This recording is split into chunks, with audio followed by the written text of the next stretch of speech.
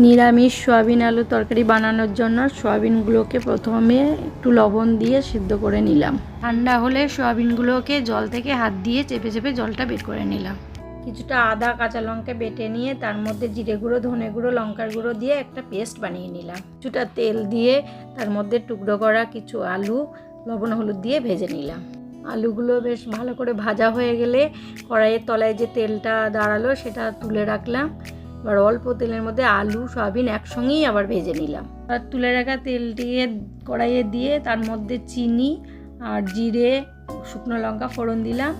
ফোড়ন এসে গেলে টমেটো কুচি দিয়ে লবণ হলুদ দিয়ে ভালো করে কষিয়ে নিলাম। কষানো হয়ে গেলে মশলার পেস্টটি দিয়ে আরও ভালো করে কষিয়ে নিলাম।